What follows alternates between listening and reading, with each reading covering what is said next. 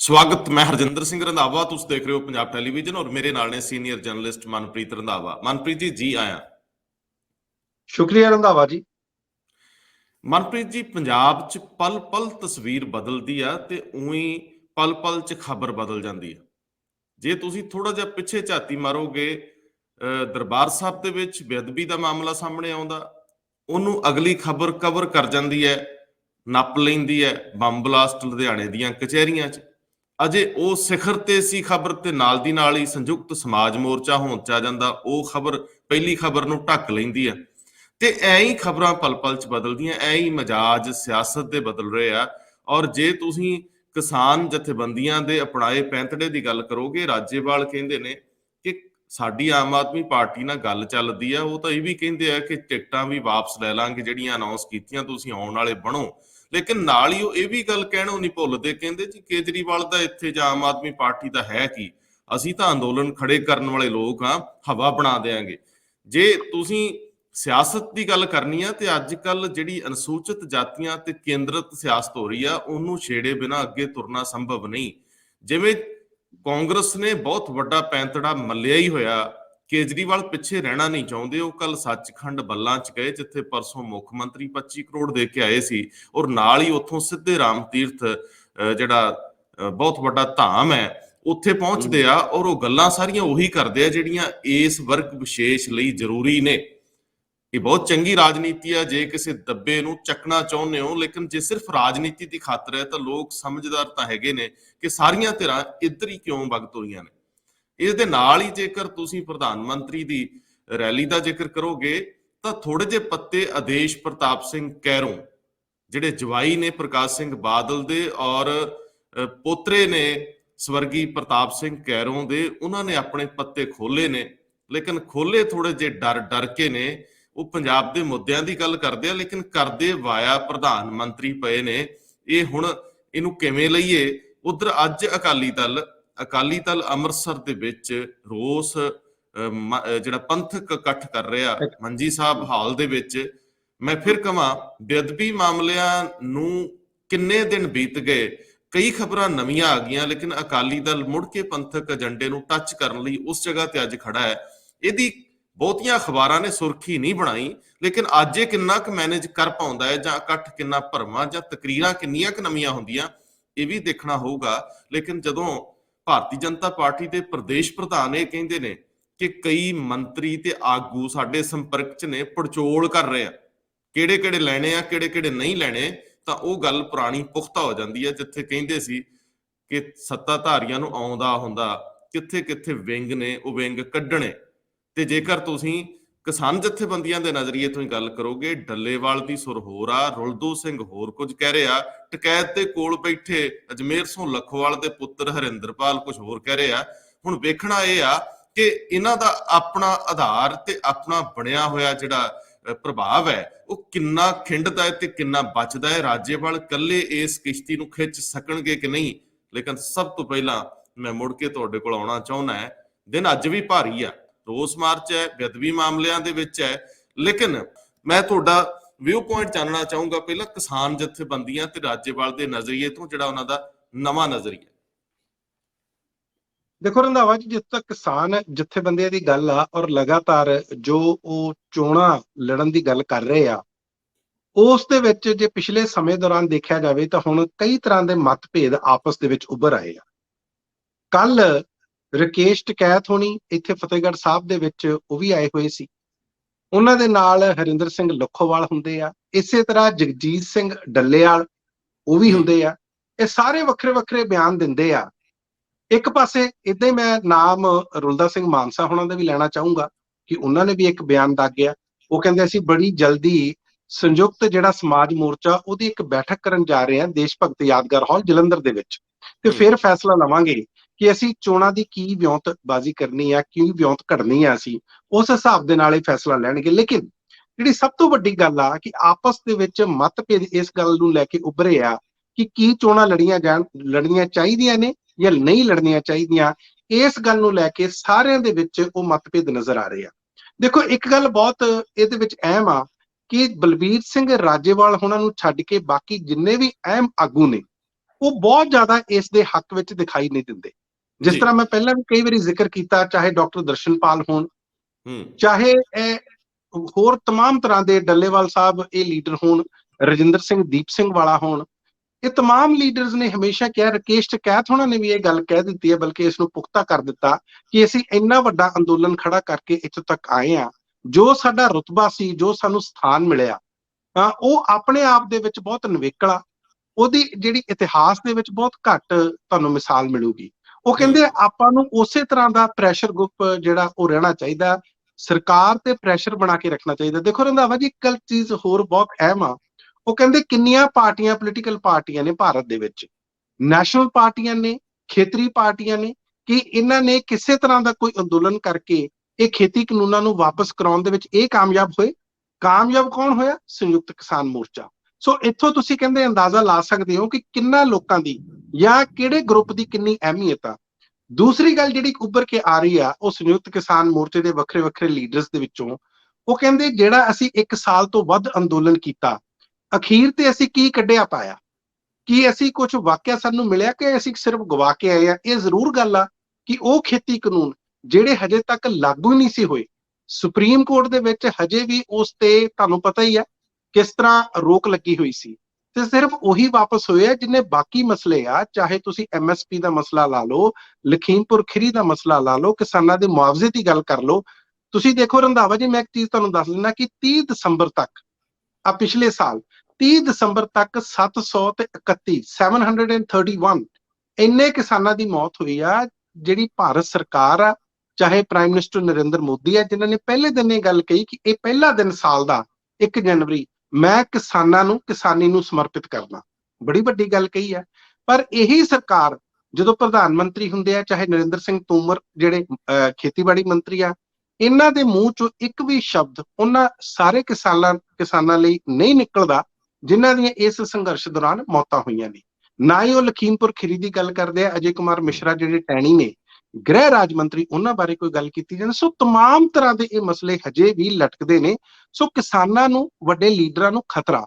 ਔਰ ਦੂਸਰੀ ਗੱਲ ਮੈਂ ਇਹਦੇ ਨਾਲ ਇਹ ਵੀ ਜੋੜ ਦਿੰਦਾ, ਇੱਕ ਉਸ ਤੋਂ ਬਾਅਦ ਆਉਣਾ, ਕਿ ਜਿਹੜਾ ਪ੍ਰਧਾਨ ਮੰਤਰੀ ਨਰਿੰਦਰ ਮੋਦੀ ਹੋਣਾ ਦਾ ਵਿਰੋਧ ਆ, ਹੁਣ ਉਹਨਾਂ ਨੂੰ ਪਤਾ ਲੱਗਾ ਕਿ ਸਾਡਾ ਵਿਰੋਧ ਕਰਨਾ ਬਣਦਾ, ਕਿਤੇ ਇਹ ਨਾ ਲੱਗੇ ਕਿ ਅਸੀਂ ਕਿਤੇ ਭਾਜਪਾ ਦੇ ਨਾਲ ਜਾਂ ਭਾਰਤੀ ਜਨਤਾ ਪਾਰਟੀ ਦੇ ਨਾਲ ਉਹਨਾਂ ਤਮਾਮ ਸਾਰੇ ਮੁੱਦਿਆਂ ਨੂੰ ਹੱਲ ਕਰਾਏ ਬਗੈਰ ਸ਼ਾਇਦ ਕਿਤੇ ਸਮਝੌਤਾ ਕਰ ਲਿਆ ਹੋਵੇ।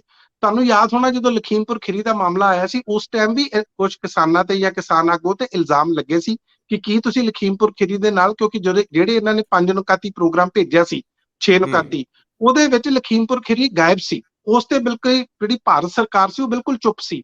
ਬਾਅਦ ਦੇ ਵਿੱਚ ਕਿਸਾਨਾਂ ਨੇ ਗੱਲ ਕਹੀ ਕਿ ਨਹੀਂ, ਅਸੀਂ ਉਸ ਮਸਲੇ ਦੇ ਹੈਗੇ। ਸੋ ਇਹਨਾਂ ਚੀਜ਼ਾਂ ਨੂੰ ਲੈ ਕੇ ਕਿਤੇ ਨਾ ਕਿਤੇ ਆਪਸ ਦੇ ਵਿੱਚ ਮਤਭੇਦ ਨੇ। ਤੇ ਜਿਹੜੀ ਅਖੀਰਲੀ ਗੱਲ ਆ, ਉਹ ਹੈਗੀ ਹੈ ਬਲਵੀਰ ਸਿੰਘ ਰਾਜੇਵਾਲ ਹੋਣਾ ਦੀ।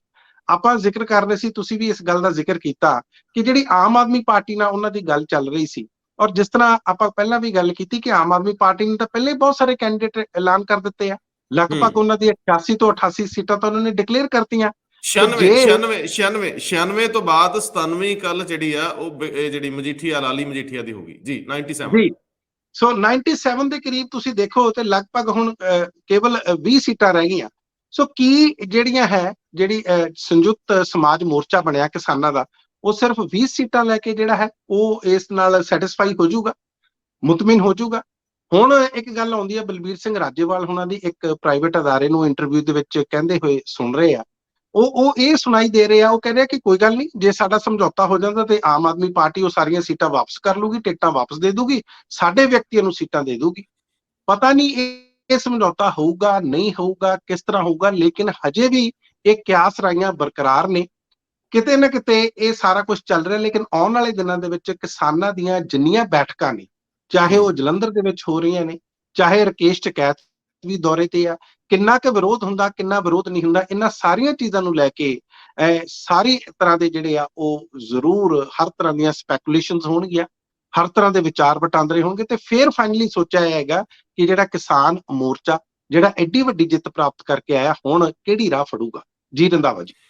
ਦੇਖੋ, ਸਭ ਤੋਂ ਪਹਿਲੀ ਗੱਲ ਤਾਂ ਮਨਪ੍ਰੀਤ ਜੀ ਇਹ ਆ ਕਿ ਜਿਸ ਪ੍ਰਧਾਨ ਮੰਤਰੀ ਦੇ ਲਹਿਜੇ 'ਚ ਇਹ ਸੀ ਕਿ ਜੋ ਫੈਸਲਾ ਕਰ ਲਿਆ ਪਿਛਾਂਹ ਨਹੀਂ ਮੁੜਨਾ, ਉਸ ਫੈਸਲੇ ਨੂੰ ਬਦਲਾਉਣਾ, ਕਿਉਂਕਿ ਸਾਰੀ ਦੀ ਸਾਰੀ ਸਰਕਾਰ ਇਸ ਗੱਲ ਤੇ ਬਜਿੱਦ ਸੀ ਕਿ ਜੇ ਕਿਸਾਨੀ ਬਿੱਲ ਵਾਪਸ ਹੋ ਗਏ, ਕਾਨੂੰਨ ਵਾਪਸ ਹੋ ਗਏ, ਉਸ ਤੋਂ ਬਾਅਦ ਸਾਨੂੰ ਹੋਰ ਕਈ ਕਾਨੂੰਨਾਂ ਤੇ ਪਿਛਲ ਪੈਰੀ ਮੁੜਨਾ ਪਊਗਾ, ਕਿਤੇ ਦੇਸ਼ ਦੇ ਵੱਖ-ਵੱਖ ਥਾਈਂ ਅੰਦੋਲਨ ਹੋਰ ਨਾ ਭਖ ਜਾਣ।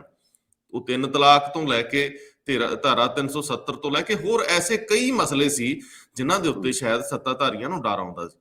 ਪਰ ਇਹ ਸੰਯੁਕਤ ਕਿਸਾਨ ਮੋਰਚੇ ਤੇ ਖਾਸ ਤੌਰ ਤੇ ਕਿਸਾਨੀ ਦੀ ਜਿੱਤ ਆ, ਪੰਜਾਬ ਦੀ ਜਿੱਤ ਮੈਂ ਕਹੂੰਗਾ, ਕਿਉਂਕਿ ਪੰਜਾਬ ਨੇ ਬੜਾ ਵੱਡਾ ਰੋਲ ਪਲੇ ਕੀਤਾ, ਹਰਿਆਣੇ ਦੀ ਜਿੱਤ ਆ, ਇਹਨੂੰ ਘਟਾ ਕੇ ਆਪਾਂ ਬਿਲਕੁਲ ਨਹੀਂ ਵੇਖ ਸਕਦੇ। ਇਸ ਜਿੱਤ ਨੇ ਸਾਬਤ ਕਰਤਾ ਕਿ ਜੇ ਲੋਕ ਲੱਕ ਬੰਨ ਕੇ ਡਟੇ ਰਹਿਣ ਤਾਂ ਹਕੂਮਤਾਂ ਕੰਬਦੀਆਂ ਵੀ ਨੇ ਤੇ ਪਿਛਲ ਪੈਰੀ ਵੀ ਹੁੰਦੀਆਂ, ਇਹਨਾਂ ਨੂੰ ਐਪਰੀਸੀਏਸ਼ਨ ਬਣਦੀ ਆ। ਲੇਕਿਨ ਹੁਣ ਰਾਜੇਵਾਲ ਉਸੇ ਹੀ ਭਾਵਨਾ ਨੂੰ, ਅੰਦੋਲਨ ਦੀ ਜਿਹੜੀ ਇੱਕ ਆਭਾ ਹੁੰਦੀ ਆ, ਉਹਨੂੰ ਹੀ ਸਾਹਮਣੇ ਰੱਖ ਕੇ ਕਹਿ ਰਿਹਾ ਕਿ ਜੇ ਅਸੀਂ ਉਹ ਲੜਾਈ ਲੜੀ ਸੀ ਤੇ ਉਹ ਵੀ ਦਿਲ ਨਾਲ ਲੜੀ ਸੀ, ਹੁਣ ਵੀ ਇਹ ਲੜਾਈ, ਕਿਉਂਕਿ ਕਹਿੰਦੇ ਉੱਥੇ ਬੈਠਿਆਂ ਸਾਨੂੰ ਇੱਕੋ ਹੀ ਸਵਾਲ ਪੁੱਛਿਆ ਜਾਂਦਾ ਸੀ ਵੀ ਇਹ ਤੇ ਹੱਲ ਕਰ ਲਓ ਕਿ ਪੰਜਾਬ ਦਾ ਕੀ ਕਰੋਗੇ, ਜੇ ਨਾ ਇੰਜ ਹੋਇਆ ਤੇ ਹੋਰ 4 ਸਾਲਾਂ 2 ਸਾਲਾਂ ਨੂੰ ਸਾਡੀ ਜਾਂ ਤਾਂ ਨੌਜਵਾਨ ਪੀੜ੍ਹੀ ਕਹਿੰਦੇ ਜੀ ਨਸ਼ਿਆਂ 'ਚ ਫਸ ਜਾਊਗੀ ਪੂਰੀ ਤਰ੍ਹਾਂ, ਨਹੀਂ ਤੇ ਉਹ ਹਥਿਆਰ ਚੱਕ ਲੈਣਗੇ, ਸਾਡੇ ਕੋਲ ਹੁਣ ਬਦਲਵੇਂ ਰਾਹ ਦੇਣ ਤੋਂ ਬਿਨਾਂ ਚਾਰਾ ਨਹੀਂ ਬਚਿਆ ਤੇ ਅਸੀਂ ਲੋਕਾਂ ਦੀਆਂ ਇਛਾਵਾਂ ਤੋਂ ਪਾਸੇ ਨਹੀਂ ਹੋ ਸਕਦੇ। ਇਹ ਰਾਜੇਵਾਲ ਦੀ ਸਟੇਟਮੈਂਟ ਆ। ਦੂਜੇ ਬੰਨੇ ਉਹ ਕਹਿੰਦੇ ਜੀ ਅਸੀਂ ਅਜੇ ਆਪਣੇ ਸਾਰੇ ਬਦਲ ਖੁੱਲੇ ਰੱਖੇ ਆ, ਕੋਈ ਫਾਈਨਲ ਫੈਸਲਾ ਨਹੀਂ ਕੀਤਾ, ਆਮ ਆਦਮੀ ਪਾਰਟੀ ਨਾਲ ਗੱਲ ਟੁੱਟੀ ਨਹੀਂ। ਕਹਿੰਦੇ ਜੀ ਉਹਨਾਂ ਨੇ ਸਾਨੂੰ ਖੁੱਲੀ ਆਫਰ ਦਿੱਤੀ ਹੈ ਕਿ ਤੁਸੀਂ ਫੈਸਲਾ ਕਰਕੇ ਆਓ ਤੇ ਸਹੀ, ਅਸੀਂ ਅਨਾਉਂਸ ਕੀਤੀਆਂ ਸੀਟਾਂ ਜਿਹੜੀਆਂ ਉਹਨਾਂ ਤੇ ਵੀ ਕੈਂਡੀਡੇਟ ਵਾਪਸ ਲੈ ਲਾਂਗੇ, ਖਾਲੀ ਕਰ ਦਿਆਂਗੇ। ਪਰ ਦੂਜੇ ਬੰਨੇ ਜਦੋਂ ਨਾਲ ਇਹ ਕਹਿ ਦਿੰਦੇ ਆ ਕਿ ਆਮ ਆਦਮੀ ਪਾਰਟੀ ਨੂੰ ਪੰਜਾਬ ਬਾਰੇ ਜ਼ਿਆਦਾ ਨਹੀਂ ਪਤਾ, ਕੇਜਰੀਵਾਲ ਨੂੰ ਇੱਥੋਂ ਦਾ ਨਹੀਂ ਪਤਾ, ਕੇਜਰੀਵਾਲ 2017 ਦੇ ਵਿੱਚ ਫੇਲ ਹੋ ਗਏ ਕਿਉਂਕਿ ਜਿਹੜੀਆਂ ਰਵਾਇਤੀ ਪਾਰਟੀਆਂ ਸੀ ਉਹਨਾਂ ਇਹਦੇ ਖਿਲਾਫ ਪੈਂਤੜੇਬਾਜ਼ੀ ਕਰ ਲਈ ਸੀ। ਹੁਣ ਵੀ ਕੇਜਰੀਵਾਲ ਨੇ ਜੇ ਇੱਥੇ ਕੁਝ ਕਰਨਾ ਹੈ ਤੇ ਉਹਨੂੰ ਸਾਡੇ ਨਾਲ ਆਉਣਾ ਪਊਗਾ, ਸਾਨੂੰ ਪਤਾ ਹੈ ਕਿ ਪੰਜਾਬ ਦੇ ਲੋਕਾਂ ਨੂੰ ਕਿਵੇਂ ਅੱਗੇ। ਉਹ ਇੱਕ ਤਰ੍ਹਾਂ ਨਾਲ ਕੇਜਰੀਵਾਲ ਦੀ ਰਾਜਨੀਤੀ ਨੂੰ ਰੱਦ ਕਰ ਦਿੰਦੇ ਆ। ਹੁਣ ਜਦੋਂ ਕੇਜਰੀਵਾਲ ਦੀ ਰਾਜਨੀਤੀ ਨੂੰ ਰੱਦ ਕਰਨਗੇ ਤੇ ਉਹ ਕਿੱਦਾਂ ਕੇਜਰੀਵਾਲ ਇਹਨਾਂ ਨੂੰ ਚੰਗਾ ਕਹਿਣਗੇ? ਇਹ ਜਿਹੜੇ ਵਿਚਾਰਧਾਰਕ ਮਤਭੇਦ ਜਾਂ ਇਹਨਾਂ ਦੀਆਂ ਸਟੇਟਮੈਂਟਸ ਦੇ ਵਿੱਚ ਆਪਸ ਵਿੱਚ ਜਿਹੜੀ ਪਰੇਸ਼ਾਨੀ ਰਹੂਗੀ ਉਹ ਕਿਵੇਂ ਹੱਲ ਹੋਊਗੀ ਟੇਬਲ ਤੇ, ਇਹ ਦੇਖਣਾ ਹੋਊਗਾ। ਹੁਣ ਜੇਕਰ ਅਸੀਂ ਇਹ ਤੋਂ ਅੱਗੇ ਵੱਧਦੇ ਹਾਂ, ਤੁਹਾਨੂੰ ਯਾਦ ਹੋਣਾ ਕੇਜਰੀਵਾਲ ਨੇ ਵਿਕਰਮ ਮਜੀਠੀਆ ਤੋਂ ਮੰਗ ਲਈ ਸੀ ਮਾਫੀ, ਤੇ ਮੰਗੀ ਵੀ ਅਦਾਲਤ ਵਿੱਚ ਸੀ, ਤੇ ਉਹ ਪੱਤਰ ਹੁਣ ਵੀ ਸਾਰੇ ਬੰਨੇ ਘੁੰਮਦਾ ਰਹਿੰਦਾ ਮਾਫੀ ਵਾਲਾ। ਉਦੋਂ ਇਸ਼ਤਿਹਾਰਾਂ ਦਾ ਇੱਕ ਕਲਚਰ ਬਣਾ ਦਿੱਤਾ ਗਿਆ ਸੀ ਤੇ ਉਸ ਇਸ਼ਤਿਹਾਰਾਂ ਦੇ ਆਧਾਰ ਤੇ ਹੀ ਕੇਜਰੀਵਾਲ ਦੇ ਖਿਲਾਫ ਮਾਨਹਾਨੀ ਹੋਈ ਸੀ। ਤੁਹਾਨੂੰ ਯਾਦ ਹੈ ਸਟੇਟਮੈਂਟਾਂ ਤੇ ਔਰ ਕਈ ਆਮ ਆਦਮੀ ਪਾਰਟੀ ਦੇ ਵਰਕਰ ਜਿਹੜੇ ਉਹਨਾਂ ਨੇ ਉਹ ਇਸ਼ਤਿਹਾਰ ਲਾਏ ਸੀ। ਹੁਣ ਅੰਮ੍ਰਿਤਸਰ ਦੇ ਵਿੱਚ ਇੱਕ ਵਾਰੀ, ਕਿਉਂਕਿ ਜੇ ਉਦੋਂ ਮੁਹਿੰਮ ਨੂੰ ਮਜੀਠੀਆ ਤੇ ਫੋਕਸ ਕੀਤਾ ਗਿਆ ਸੀ ਨਾ, ਔਰ ਅੱਜ ਫਿਰ ਮਜੀਠੀਆ ਤੇ ਫੋਕਸ ਕੀਤਾ ਜਾ ਰਿਹਾ। ਅੰਮ੍ਰਿਤਸਰ ਦੇ ਵਿੱਚ ਇਸ਼ਤਿਹਾਰ ਲੱਗਿਆ, ਇੱਕ ਵੱਡੀ ਅਖਬਾਰ ਨੇ ਉਹ ਇਸ਼ਤਿਹਾਰ ਛਾਪਿਆ ਕਿ ਬਹੁਤ ਵੱਡੀ ਗਿਣਤੀ 'ਚ ਇਸ਼ਤਿਹਾਰ ਲਾਏ ਗਏ ਆ ਕਿ ਜਰਨੈਲ ਕਦੇ ਭੱਜਦੇ ਨਹੀਂ ਹੁੰਦੇ। ਕੀ ਇਸ ਵਾਰੀ ਫਿਰ ਮਜੀਠੀਆ ਨੂੰ ਫੋਕਸ ਵਿੱਚ ਰੱਖਿਆ ਜਾਊਗਾ? ਕੀ ਵੱਡੀ ਗੱਲ ਆ ਕਿ ਜਿਸ ਵਿਅਕਤੀ ਖਿਲਾਫ ਅਜੇ ਦੋਸ਼ ਸਾਬਤ ਨਹੀਂ ਹੋਏ, ਅਜੇ ਸਿਰਫ FIR ਹੋਈ ਆ। ਪਹਿਲੀ ਗੱਲ ਤਾਂ ਮਜੀਠੀਏ ਦਾ ਫਰਾਰ ਹੋਣਾ ਸ਼ਬਦ ਜਿਹੜਾ ਵਾ, ਇਹਨੂੰ ਲੋਕਾਂ ਦੇ ਅੰਦਰ ਹਜਮ ਨਹੀਂ ਹੋ ਰਿਹਾ ਕਿ ਪੋਲੀਟੀਕਲ ਲੋਕ ਕਦੇ ਇਸ ਤਰ੍ਹਾਂ ਅਮੂਮਨ ਕਰਦੇ ਨਹੀਂ ਹੁੰਦੇ, ਉਹ ਵੀ ਇਲੈਕਸ਼ਨ 'ਚ। ਲੇਕਿਨ ਜੇਕਰ ਤੁਸੀਂ ਅੱਗੇ ਵਧੋਗੇ, ਵੇਖੋਗੇ ਹੁਣ ਕੌਣ ਕਰ ਰਿਹਾ, ਹੁਣ ਕੌਣ ਕਿਹੜੀ ਧਿਰ ਕਰ ਰਹੀ, ਕਿਉਂਕਿ ਇਹਦੇ 'ਚ ਕਿਸੇ ਦਾ ਨਾਂ ਨਹੀਂ ਲਿਖਿਆ ਹੋਇਆ, ਇਸ ਇਸ਼ਤਿਹਾਰ ਦੇ ਵਿੱਚ ਕੁਝ ਨਹੀਂਗਾ। ਸੋ ਰਾਜਨੀਤੀ ਬਹੁਤ ਜ਼ਿਆਦਾ ਜਿਹਨੂੰ ਕਹਿੰਦੇ ਟਕਰਾਅ ਵਾਲੀ ਬਣੀ ਹੋਈ ਆ। ਇਹਦੇ ਤੇ ਮੈਂ ਤੁਹਾਡੀ ਟਿੱਪਣੀ ਚਾਹੁੰਦਾ ਹੈ ਕਿ ਮੁੜ ਕੇ ਕੀ ਅਸੀਂ ਉਸੇ ਦੌਰ 'ਚ ਦਾਖਲ ਹੋ ਗਏ ਆ ਜਿਹੜਾ ਅਸੀਂ 2017 ਦੀਆਂ ਇਲੈਕਸ਼ਨਸ ਤੋਂ ਪਹਿਲਾਂ ਸੀਗਾ। ਦੇਖੋ ਫਰਕ ਇੰਨਾ ਰੰਧਾਵਾ ਜੀ ਆਇਆ ਕਿ ਅਰਵਿੰਦ ਕੇਜਰੀਵਾਲ ਹੁਣ ਬਚਾਅ ਦੀ ਮੁਦਰਾ 'ਚ ਨਜ਼ਰ ਆਉਂਦੇ ਆ। ਅਕਸਰ ਜਦੋਂ ਉਹਨਾਂ ਨੂੰ ਸਵਾਲ ਪੁੱਛਿਆ ਜਾਂਦਾ, ਕੱਲ ਵੀ ਉਹਨਾਂ ਦੀ ਇੱਕ ਪ੍ਰੈਸ ਕਾਨਫਰੰਸ ਹੋਈ ਸੀ ਜਦੋਂ ਉਹਨਾਂ ਨੂੰ ਪੁੱਛਿਆ ਗਿਆ ਕਿ ਤੁਸੀਂ ਦੱਸੋ, ਤੁਸੀਂ ਬਿਕਰਮ ਸਿੰਘ ਮਜੀਠੀਆ ਤੋਂ ਜਿਹੜੀ ਮਾਫੀ ਮੰਗੀ ਸੀ, ਉਹ ਕਹਿੰਦੇ ਜਿਹੜਾ ਹੁਣ ਕੇਸ ਦਰਜ ਹੋਇਆ, ਤੁਹਾਨੂੰ ਨਹੀਂ ਲੱਗਦਾ ਕਿ ਹੁਣ ਜਿਹੜਾ ਪੰਜਾਬ ਸਰਕਾਰ ਨੇ ਠੀਕ ਕੀਤਾ? ਉਹ ਕਹਿੰਦੇ ਇਹ ਤਾਂ ਡਰਾਮਾ, ਇਹ ਤਾਂ ਬਹੁਤ ਹੀ ਕਮਜ਼ੋਰ ਕੇਸ ਆ, ਲਗਾਤਾਰ ਉਹਨਾਂ ਨੂੰ ਬਚਾਅ ਕਰਨਾ ਪੈ ਰਿਹਾ। ਇੱਥੇ ਤੁਹਾਨੂੰ ਮੈਂ ਦੱਸਦਾ ਕਿ ਪੱਤਰਕਾਰ ਸ਼ਾਇਦ ਭਗਵੰਤ ਮਾਨ ਤੋਂ ਵੀ ਪੁੱਛ ਲੈਣ, ਕਿਉਂਕਿ ਉਹ ਨਾਲ ਹੀ ਬੈਠੇ ਹੁੰਦੇ ਆ, ਉਹਨਾਂ ਨੂੰ ਪੁੱਛ ਲੈਣ ਕਿ ਜਦੋਂ ਅਰਵਿੰਦ ਕੇਜਰੀਵਾਲ ਉਹਨਾਂ ਨੇ ਲਿਖਤੀ ਤੌਰ ਤੇ ਅਦਾਲਤ ਦੇ ਵਿੱਚ ਮਾਫੀ ਮੰਗੀ ਸੀ, ਕਿ ਉਹਨਾਂ ਨੂੰ ਭਰੋਸੇ 'ਚ ਲਿਆ ਸੀ? ਅਕਸਰ ਸਾਰੇ ਸਵਾਲ ਅਰਵਿੰਦ ਕੇਜਰੀਵਾਲ ਨੂੰ ਹੁੰਦੇ ਆ। ਮੈਨੂੰ ਯਾਦ ਆ ਉਸ ਟਾਈਮ ਸਨ 2017 ਦੇ ਵਿੱਚ ਜਦੋਂ ਇਹ ਮਾਫੀ ਮੰਗੀ ਗਈ ਸੀ ਤੇ ਪੂਰੇ ਦਾ ਪੂਰਾ ਜਿਹੜਾ ਪੰਜਾਬ ਦਾ ਯੂਨਿਟ ਸੀ, ਪੰਜਾਬ ਦੀ ਲੀਡਰਸ਼ਿਪ ਸੀ ਆਮ ਆਦਮੀ ਪਾਰਟੀ ਦੀ, ਉਹ ਬਹੁਤ ਨਮੋਸ਼ੀ ਦੇ ਵਿੱਚ ਆ ਗਈ ਸੀ। ਉਹਨਾਂ ਨੂੰ ਸਮਝ ਨਹੀਂ ਸੀ ਆ ਰਿਹਾ ਕਿ ਜਿਹੜਾ ਅਸੀਂ ਵੱਧ ਚੜ੍ਹ ਕੇ ਪ੍ਰਚਾਰ ਕੀਤਾ, ਔਰ ਉਹ ਪ੍ਰਚਾਰ ਕਿਉਂ ਹੋਇਆ ਸੀ? ਅਰਵਿੰਦ ਕੇਜਰੀਵਾਲ ਹੋਣਾ ਦੇ ਇਸ਼ਾਰੇ ਤੇ ਹੋਇਆ ਸੀ, ਕਿਉਂਕਿ ਸਟੇਜਾਂ ਤੇ ਖੁੱਲੇ ਆਵੇਂ ਬਿਕਰਮ ਸਿੰਘ ਮਜੀਠੀਆ ਹੋਣਾ ਤੇ ਦੋਸ਼ ਲਾਉਂਦੇ ਹੁੰਦੇ ਸੀ। ਲੇਕਿਨ ਰਾਜਨੀਤੀ ਪਲਟੀ। ਵੈਸੇ ਮੈਂ ਤੁਹਾਨੂੰ ਇਹਦੇ 'ਚ ਅੱਜ ਵੀ ਦੱਸਦਾ ਕਿ ਜਿਹੜੇ ਸੰਜੇ ਸਿੰਘ ਨੇ, MP ਨੇ ਰਾਜ ਸਭਾ ਦੇ, ਉਹਨਾਂ ਦੇ ਉੱਤੇ ਇਸੇ ਤਰ੍ਹਾਂ ਦਾ ਮਾਨਹਾਨੀ ਦਾ ਕੇਸ ਹਜੇ ਵੀ ਲੁਧਿਆਣੇ ਦੀ ਕੋਰਟ ਦੇ ਵਿੱਚ ਚੱਲ ਰਿਹਾ। 77 ਪੇਸ਼ੀਆਂ ਉਹਦੇ ਵਿੱਚ ਲਗਭਗ ਹੋ ਗਈਆਂ ਪਿਛਲੇ ਦਿਨਾਂ ਦੇ ਵਿੱਚ। ਲੇਕਿਨ ਖੈਰ ਉਹ ਆਪਣੀ ਜਗ੍ਹਾ ਤੇ ਆ। ਇਸ ਕਰਕੇ ਇਸ ਉੱਤੇ ਜਿਹੜੀ ਰਾਜਨੀਤੀ ਉਹ ਜਿਹੜੀ ਤੁਸੀਂ ਗੱਲ ਕਰ ਰਹੇ ਹੋ, ਜਿਹੜੇ ਇਸ਼ਤਿਹਾਰ ਲੱਗੇ ਆ, ਹੁਣ ਆਪਾਂ ਨੂੰ ਨਹੀਂ ਪਤਾ ਕਿ ਕਿਹਨਾਂ ਨੇ ਲਗਾਏ ਆ, ਕੌਣ ਉਹਨਾਂ ਦੇ ਪਿੱਛੇ ਆ, ਲੇਕਿਨ ਇੱਕ ਗੱਲ ਜ਼ਰੂਰ ਆ ਕਿ ਇਸ ਉੱਤੇ ਜਿਹੜੀ ਭਖਵੀਂ ਜਿਹੜੀ ਰਾਜਨੀਤੀ ਆ, ਸਿਆਸਤ ਆ, ਉਹ ਖਾਸ ਤੌਰ ਤੇ ਮਾਝੇ ਦੇ ਵਿੱਚ ਜ਼ਰੂਰ ਵੇਖੀ ਜਾਊਗੀ। ਉਹ ਜਿਹੜੀ ਗੱਲ ਤੁਸੀਂ ਕਹੀ ਆ ਉਹਨੂੰ ਮੈਂ ਫੇਰ ਅੱਗੇ ਵਧਾਵਾਂ ਕਿ ਦੇਖੋ, ਸ਼੍ਰੋਮਣੀ ਅਕਾਲੀ ਦਲ ਨੇ ਬਾਰ-ਬਾਰ ਪ੍ਰੈਸ ਕਾਨਫਰੰਸ ਕਰਕੇ ਕਿਹਾ, ਜਦੋਂ ਤੱਕ ਇਹ 20 ਦਸੰਬਰ ਤੱਕ ਇਹ FIR ਨਹੀਂ ਸੀ ਹੋਈ, ਉਦੋਂ ਕਹਿੰਦੇ ਸੀ ਕਿ ਆ ਅਸੀਂ ਖੜੇ ਆ, ਸਾਨੂੰ ਫੜ ਲਓ, ਜਿੱਥੇ ਲੈ ਕੇ ਜਾਣਾ ਲੈ ਚਲੋ, ਅਸੀਂ ਡਰਦੇ ਨਹੀਂ, ਅਸੀਂ ਜੇਲ੍ਹਾਂ ਭਰ ਦਾਂਗੇ। ਉਸ ਮੌਕੇ ਖਾਸ ਤੌਰ ਤੇ ਜਦੋਂ ਚੋਣਾਂ ਬਿਲਕੁਲ ਸਿਰ ਤੇ ਹੋਣ, ਇੱਕ ਖਾਸ ਆਗੂ ਦਾ ਇਸ ਤਰ੍ਹਾਂ ਗਾਇਬ ਹੋ ਜਾਣਾ ਜ਼ਰੂਰ ਜਨਤਾ ਦੇ ਵਿੱਚ ਇਸ ਤਰ੍ਹਾਂ ਦੇ ਸਵਾਲ ਜ਼ਰੂਰ ਪੈਦਾ ਕਰਦਾ। ਉਹ ਚਾਹੁੰਦੇ ਨੇ, ਕਿਉਂਕਿ ਜਿਹੜੇ ਲੋਕ ਬਿਕਰਮ ਸਿੰਘ ਮਜੀਠੀਆ ਨੂੰ ਸ਼ਾਇਦ ਇਹ ਵੀ ਸਮਝਦੇ ਹੋਣ ਕਿ ਉਹ ਇਨੋਸੈਂਟ ਆ ਜਾਂ ਉਹ ਦੋਸ਼ੀ ਨਹੀਂ ਆ, ਉਹ ਵੀ ਚਾਹੁੰਦੇ ਆ ਕਿ ਉਹ ਅੱਗੇ ਆ ਕੇ ਕਾਨੂੰਨੀ ਪ੍ਰਕਿਰਿਆ ਦਾ ਜਾਂ ਕਾਨੂੰਨੀ ਪ੍ਰੋਸੈਸ ਦਾ ਸਾਹਮਣਾ ਕਰਨ, ਤਾਂ ਕਿ ਲੋਕਾਂ ਨੂੰ ਪਤਾ ਲੱਗੇ ਕਿ ਉਹ ਦੋਸ਼ੀ ਨਹੀਂ ਆ।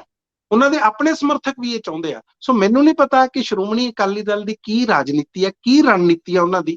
ਅੱਜ ਤੁਸੀਂ ਗੱਲ ਕਰਕੇ ਹਟਿਓ ਕਿ ਜ਼ਰੂਰ ਉਹਨਾਂ ਨੇ ਇੱਕ ਰੋਸ ਇਕੱਠ ਕੀਤਾ, ਔਰ ਪਿਛਲੇ ਦਿਨਾਂ ਦੇ ਦੌਰਾਨ ਜਿਸ ਤਰ੍ਹਾਂ ਉਹਨਾਂ ਨੇ ਪੂਰੇ ਧਰਨੇ ਪ੍ਰਦਰਸ਼ਨ ਲਾਏ, ਜਿਸ ਤਰ੍ਹਾਂ ਉਹਨਾਂ ਨੇ ਕਈ ਤਰ੍ਹਾਂ ਦੇ ਪੁਤਲੇ ਸਾੜੇ ਪੰਜਾਬ ਸਰਕਾਰ ਦੇ, ਔਰ ਬਿਕਰਮ ਸਿੰਘ ਮਜੀਠੀਆ ਦੇ ਹੱਕ ਦੇ ਵਿੱਚ ਹੋ ਕੇ ਨਿਤਰੇ ਆ, ਦੇਖੋ ਉਸ ਨਾਲ ਵੀ ਕਿਤੇ ਨਾ ਕਿਤੇ ਇੱਕ ਗਲਤ ਮੈਸੇਜ ਜਾਂਦਾ ਕਿ ਇੱਕ ਪਾਸੇ ਤਾਂ ਕਾਨੂੰਨ ਤੋਂ ਆਪਾਂ ਭੱਜ ਰਹੇ ਹਾਂ, ਤੇ ਦੂਸਰੇ ਪਾਸੇ ਹਾਲਾਂਕਿ ਕੁਝ ਸਾਬਤ ਨਹੀਂ ਹੋਇਆ, ਕੇਸ ਹੀ ਦਰਜ ਹੋਇਆ, ਲੇਕਿਨ ਉਹਨਾਂ ਦੀ ਰਿਹਾਈ ਦੀ ਕਿਉਂ ਨਹੀਂ ਇਹ ਸ਼੍ਰੋਮਣੀ ਅਕਾਲੀ ਦਲ ਅੱਗੇ ਹੋ ਕੇ ਕਹਿੰਦਾ ਕਿ ਅਸੀਂ ਕਾਨੂੰਨ ਵਿਵਸਥਾ ਦੇ ਵਿੱਚ ਜਾਂ ਅਦਾਲਤ ਦੀ ਪ੍ਰਕਿਰਿਆ ਦੇ ਵਿੱਚ ਪੂਰਾ ਯਕੀਨ ਕਰਦੇ ਹਾਂ, ਸਾਨੂੰ ਉਹਨਾਂ ਤੇ ਪੂਰਾ ਭਰੋਸਾ, ਸਾਨੂੰ ਅਦਾਲਤ ਪੂਰਾ ਨਿਆਂ ਦਊਗੀ, ਬਜਾਏ ਕਿ ਹਰ ਚੀਜ਼ ਨੂੰ ਆਪਣੇ ਹੱਥ 'ਚ ਲੈਣਾ। ਸੋ ਮੈਨੂੰ ਲੱਗਦਾ ਆਉਣ ਵਾਲੇ ਦਿਨਾਂ ਦੇ ਵਿੱਚ ਸ਼੍ਰੋਮਣੀ ਅਕਾਲੀ ਦਲ ਤੇ ਆਮ ਆਦਮੀ ਪਾਰਟੀ ਦੀ ਇਸ ਮੁੱਦੇ ਨੂੰ ਲੈ ਕੇ ਉਹਨਾਂ ਲਈ ਇਹ ਮੈਨੂੰ ਲੱਗਦਾ ਬੜੀ ਟੇਢੀ ਖੀਰ ਹੋਊਗੀ, ਬੜਾ ਟੇਢਾ ਮਸਲਾ ਉਹਨਾਂ ਲਈ ਬਣ ਜਾਣਾ। ਛੇਤੀ ਕਿਤੇ ਜੋ ਵੀ ਉਹਨਾਂ ਦੇ ਵੱਲੋਂ ਕਿਸੇ ਤਰ੍ਹਾਂ ਦੀ ਸਫਾਈ ਦਿੱਤੀ ਜਾਏਗੀ, ਉਹ ਸ਼ਾਇਦ ਜਨਤਾ ਨੂੰ ਪੂਰੀ ਤਰ੍ਹਾਂ ਉਸ ਨਾਲ ਜਨਤਾ ਸਹਿਮਤ ਨਾ ਹੋਵੇ, ਜਨਤਾ ਉਹਨੂੰ ਸਵੀਕਾਰ ਨਾ ਕਰੇ। ਜੀ ਰੰਧਾਵਾ ਜੀ, ਤੁਸੀਂ ਠੀਕ ਕਹਿ ਰਹੇ ਹੋ ਕਿ ਕਾਨੂੰਨੀ ਪ੍ਰਕਿਰਿਆ ਦੇ ਵਿੱਚ ਸ਼ਾਮਲ ਹੋਣਾ ਬਣਦਾ, ਪਰ ਬਿਕਰਮ ਮਜੀਠੀਆ ਦੇ ਨਜ਼ਰੀਏ ਤੋਂ ਇਹ ਵੀ ਕਿਹਾ ਜਾਊਗਾ ਕਿ ਉਹ ਵੀ ਤਾਂ ਕਾਨੂੰਨੀ ਪ੍ਰਕਿਰਿਆ ਦਾ ਹੀ ਹਿੱਸਾ ਨੇ, ਕਿ ਉਹ ਜਿੰਨੇ ਉਹਨਾਂ ਨੂੰ ਹੱਕ ਮਿਲੇ ਆ ਉਹਦਾ ਪਹਿਲਾਂ ਵਰਤੋਂ ਕਰ ਰਹੇ ਆ, ਫਿਰ ਉਹ ਚਾਹੁੰਦੇ ਆ ਕਿ ਉਹ ਅੱਗੇ ਜੋ ਵੀ ਫੈਸਲਾ ਅਦਾਲਤ ਦਾ ਹੋਵੇ, ਜ਼ਮਾਨਤ ਨੂੰ ਲੈ ਕੇ ਜਾਂ ਜਿਵੇਂ ਵੀ, ਇਹ ਸਾਰਿਆਂ ਨੂੰ ਹੱਕ ਮਿਲਣੇ ਚਾਹੀਦੇ ਆ। ਆਮ ਤੌਰ ਤੇ ਪੰਜਾਬ 'ਚ ਜਦੋਂ ਕਿਸੇ ਤੇ ਪਰਚਾ ਹੁੰਦਾ ਹੈ, ਕੌਣ ਪੁੱਛਦਾ ਹੈ ਕਿ ਤੇਰਾ ਕੋਈ ਹੱਕ ਵੀ ਹੈਗਾ, ਤੈਨੂੰ ਕੋਈ ਵਕੀਲ ਵੀ ਚਾਹੀਦਾ? ਪਹਿਲਾਂ ਤਾਂ ਖੜ ਕੇ ਅੰਦਰ ਡੱਕਿਆ ਜਾਂਦਾ, ਫਿਰ ਉਹਦੀਆਂ ਖਬਰਾਂ ਛਪਦੀਆਂ, ਜਲਵਾ ਪੂਰਾ ਆਲੇ ਦੁਆਲੇ 'ਚ, ਉਹਦੇ ਰਿਸ਼ਤੇ ਨਾਤਿਆਂ 'ਚ ਸਭ ਬੰਦਾ ਹੋ ਜਾਂਦਾ ਵੀ ਇਹ ਤਾਂ ਜਿਵੇਂ ਹੁਣ ਫੜਿਆ ਗਿਆ ਮਤਲਬ ਗਿਆ। ਲੇਕਿਨ ਸਿਆਸਤਦਾਨ ਲਈ ਸ਼ਾਇਦ ਇਸ ਤਰ੍ਹਾਂ ਨਹੀਂ ਹੁੰਦਾ। ਸਿਆਸਤਦਾਨ ਲਈ ਕੋਈ ਵੱਖਰਾ ਤਰੀਕਾਕਾਰ ਆ, ਉਹਦੇ ਕੋਲ ਸਾਰੇ ਹੱਕ ਹਕੂਕ ਵੀ ਹੁੰਦੇ ਆ। ਵੈਸੇ ਸਾਰਿਆਂ ਨੂੰ ਮਿਲਣੇ ਚਾਹੀਦੇ ਆ। ਵਿਦੇਸ਼ਾਂ 'ਚ ਤਾਂ ਇੰਝ ਆ, ਕਹਿੰਦੇ ਪਹਿਲਾਂ ਇਨਵੈਸਟੀਗੇਸ਼ਨ ਪੂਰੀ ਕਰ ਲੈਂਦੇ, ਫਿਰ ਬੰਦੇ ਨੂੰ ਫੜਦੇ ਜਦੋਂ ਸਬੂਤ ਹੁੰਦਾ। ਆਪਾਂ ਅੱਗੇ ਚੱਲਦੇ ਹਾਂ, ਗੱਲ ਮਾਝੇ ਦੀ ਹੋ ਰਹੀ ਆ, ਤੇ ਮਾਝੇ 'ਚ ਅੱਜ ਦੋ ਵੱਡੀਆਂ ਗੱਲਾਂ ਹੋਈਆਂ। ਬਾਦਲ ਪਰਿਵਾਰ ਦੇ ਕਰੀਬੀ ਰਿਸ਼ਤੇਦਾਰ ਆਦੇਸ਼ ਪ੍ਰਤਾਪ ਸਿੰਘ ਕੈਰੋਂ ਆਪਣੇ ਨਗਰ 'ਚ ਸੀਗੇ, ਔਰ ਉਹਨਾਂ ਦਾ ਜਿਹੜਾ ਨਜ਼ਰੀਆ, ਮੈਂ ਇਹਨੂੰ ਸਮਝਣ ਦੀ ਕੋਸ਼ਿਸ਼ ਕਰ ਰਿਹਾ, ਮੈਨੂੰ ਹੁਣ ਤੁਸੀਂ ਸਮਝਾਇਓ। ਉਹ ਕਹਿੰਦੇ ਕਿ ਪ੍ਰਧਾਨ ਮੰਤਰੀ ਕੋਲ ਪੰਜਾਬ ਨੂੰ ਬਚਾਉਣ ਲਈ ਸਾਨੂੰ ਕਈ ਮਸਲੇ ਉਠਾਉਣੇ ਪੈਣਗੇ, ਉਠਾਉਣੇ ਚਾਹੀਦੇ ਆ, ਸਾਡੇ ਕਰਜ਼ਿਆਂ ਤੋਂ ਲੈ ਕੇ ਬਾਕੀ ਗੱਲਾਂ ਕਹਿੰਦੇ ਕਰਾਂਗੇ। ਹੁਣ ਇਹ ਆਦੇਸ਼ ਪ੍ਰਤਾਪ ਸਿੰਘ ਕੈਰੋਂ ਬਾਰੇ ਵੀ ਕਈ ਤਰ੍ਹਾਂ ਦੀਆਂ ਗੱਲਾਂ ਚੱਲਦੀਆਂ ਰਹਿੰਦੀਆਂ। ਤੁਸੀਂ ਮੈਨੂੰ ਦੱਸਿਆ ਸੀ ਕਿ ਉਹ ਕਿਲੀ ਚਾਲਾਂ ਦੀ ਜਿਹੜੀ ਰੈਲੀ ਸੀ ਉੱਥੇ ਵੀ ਨਹੀਂ ਸੀ ਮੌਜੂਦ, ਜਿਸ ਦਿਨ ਪਿੱਛੇ ਅਕਾਲੀ ਦਲ ਨੇ ਬਹੁਤ ਵੱਡੀ ਕਹਿੰਦੇ ਲੱਖਾਂ ਦਾ ਹਜੂਮ ਜਾਂ ਲੱਖਾਂ ਦਾ ਇਕੱਠ ਸੰਗਤ ਦੇ ਰੂਪ 'ਚ ਇਕੱਠਾ ਕਰਨ ਦਾ ਦਾਅਵਾ ਸੀਗਾ। ਉਹ ਵੀ ਮੈਨੂੰ ਨਜ਼ਰੀਆ ਦੱਸਿਓ। ਦੂਜੇ ਬੰਨੇ ਅੱਜ ਅਕਾਲੀ ਦਲ ਨੇ ਜੁੜਨਾ ਹੈ ਗੁਰਦੁਆਰਾ ਮੰਜੀ ਸਾਹਿਬ ਦੀਵਾਨ ਹਾਲ ਦੇ ਵਿੱਚ, ਔਰ ਅੱਜ ਬੇਅਦਬੀ ਮਾਮਲਿਆਂ ਦੇ ਖਿਲਾਫ ਉਹਨਾਂ ਨੇ ਆਪਣੀ ਗੱਲ ਰੱਖਣੀ ਹੈ ਕਿ ਸਾਨੂੰ ਇਨਸਾਫ ਨਹੀਂ ਮਿਲਦਾ ਜਾਂ ਕਿਵੇਂ ਪੇਸ਼। ਮੈਨੂੰ ਨਹੀਂ ਪਤਾ ਉਹਨਾਂ ਦਾ ਏਜੰਡਾ ਕੀ ਹੈ। ਇਹ ਅਤਿਆਤਨ ਕਦਮ ਚੱਕੇ ਜਾਣ ਵਾਲੀਆਂ ਗੱਲਾਂ ਹੋਣਗੀਆਂ, ਪੰਥਕ ਵਿਚਾਰਾਂ ਹੋਣਗੀਆਂ, ਕੀ ਹੋਊਗਾ? ਪਹਿਲਾਂ ਕੈਰੋਂ ਵਾਲੀ ਗੱਲ ਦੇਖੋ ਰੰਧਾਵਾ ਜੀ, ਆਦੇਸ਼ ਪ੍ਰਤਾਪ ਸਿੰਘ ਕੈਰੋਂ ਮਰਹੂਮ ਪ੍ਰਤਾਪ ਸਿੰਘ ਕੈਰੋਂ ਦੇ ਮੁੰਡੇ ਆ, ਔਰ ਜੀ, ਔਰ ਤੁਸੀਂ ਇਹ ਵੀ ਚੀਜ਼ ਦੇਖੋ ਕਿ ਇਹ ਬਹੁਤ ਸੋਚ ਸਮਝ ਕੇ, ਆਮ ਤੌਰ ਤੇ ਬਹੁਤ ਜ਼ਿਆਦਾ ਨਾ ਮੀਡੀਆ ਦੇ ਸਾਹਮਣੇ ਜਾ ਕੇ ਜਾਂ ਬਹੁਤ ਵੱਡੀਆਂ ਸਟੇਟਮੈਂਟਸ ਦੇ ਕੇ ਜਾਂ ਭਾਸ਼ਣ ਦੇ ਕੇ ਆਪਣੀਆਂ ਗੱਲਾਂ ਨਹੀਂ ਕਰਦੇ। ਇਹਨਾਂ ਚੀਜ਼ਾਂ ਲਈ ਉਹ ਜਾਣੇ ਨਹੀਂ ਜਾਂਦੇ। ਬਹੁਤ ਸਾਰੇ ਲੋਕ ਉਹਨਾਂ ਨੂੰ ਸੂਝਵਾਨ ਵੀ ਮੰਨਦੇ ਆ, ਬਹੁਤ ਸਾਰੇ ਲੋਕ ਉਹਨਾਂ ਨੂੰ ਕੱਲਾ ਵੀ ਮੰਨਦੇ ਆ ਕਿ ਆਪਣੇ ਆਪ ਸਿਰਫ ਰਾਜਨੀਤੀ ਕਰਦੇ ਆ। ਔਰ ਪਿਛਲੇ ਦਿਨਾਂ ਦੇ ਵਿੱਚ ਤੁਹਾਨੂੰ ਵੀ ਪਤਾ ਕਿ ਇਹਨਾਂ ਦੇ ਮਤਭੇਦ ਜੋ ਉੱਭਰੇ ਆ, ਉਹ ਖੇਮਕਰਨ ਦੀ ਸੀਟ ਨੂੰ ਲੈ ਕੇ ਵੀ ਉੱਭਰੇ ਨੇ। ਪਹਿਲਾਂ ਜਦੋਂ ਹਜੇ ਵਿਰਸਾ ਸਿੰਘ ਵਲਟੋਆ ਹੋਣਾ ਨੂੰ ਹਜੇ ਉਹਨਾਂ ਨੇ ਡਿਕਲੇਅਰ ਨਹੀਂ ਸੀ ਕੀਤਾ, ਨਹੀਂ ਸੀ ਐਲਾਨਿਆ ਗਿਆ, ਉਸ ਟਾਈਮ ਤੱਕ ਇਹ ਲਗਾਤਾਰ ਕਹਿੰਦੇ ਰਹੇ, ਬਲਕਿ ਜਦੋਂ ਐਲਾਨ ਵੀ ਦਿੱਤੀ ਗਈ ਸੀ ਸੀਟ ਤੇ ਕਹਿੰਦੇ ਸੀ ਸਾਡੇ ਪਰਿਵਾਰ ਦਾ ਹੱਕ ਆ। ਖੈਰ ਉਸ ਤੋਂ ਬਾਅਦ ਬਿਲਕੁਲ ਚੁੱਪ ਹੋ ਗਏ। ਹੁਣ ਉਹਨਾਂ ਦਾ ਮੈਂ ਇੱਕ ਬਿਆਨ ਹੁਣ ਵੀ ਪੜ੍ਹ ਰਿਹਾ ਸੀ ਹੁਣੇ ਤਾਜ਼ਾ ਕਿ ਜੋ ਪਾਰਟੀ ਕਹੇਗੀ ਉਸੇ ਹਿਸਾਬ ਦੇ ਨਾਲ ਚੱਲਾਂਗਾ। ਇੱਕ ਪਾਸੇ ਤਾਂ ਉਹ ਇਹ ਕਹਿ ਰਹੇ ਆ, ਦੂਸਰੇ ਪਾਸੇ ਸੰਦਰਭ ਇਸ ਚੀਜ਼ ਦਾ ਵੀ ਆਉਂਦਾ ਕਿ ਜਦੋਂ ਕਿਲੀ ਚਾਲਾਂ ਦੀ ਤੁਸੀਂ ਗੱਲ ਕੀਤੀ ਹੈ, 14 ਦਸੰਬਰ ਨੂੰ ਸ਼੍ਰੋਮਣੀ ਅਕਾਲੀ ਦਲ ਨੇ ਇੱਕ ਭਾਰੀ ਇਕੱਠ ਕੀਤਾ, ਸਾਰੀ ਪਾਰਟੀ ਦੀ ਲੀਡਰਸ਼ਿਪ ਉੱਥੇ ਸੀ, ਲੇਕਿਨ ਆਦੇਸ਼ ਪ੍ਰਤਾਪ ਸਿੰਘ ਕੈਰੋਂ ਉੱਥੇ ਮੌਜੂਦ ਨਹੀਂ ਸੀ।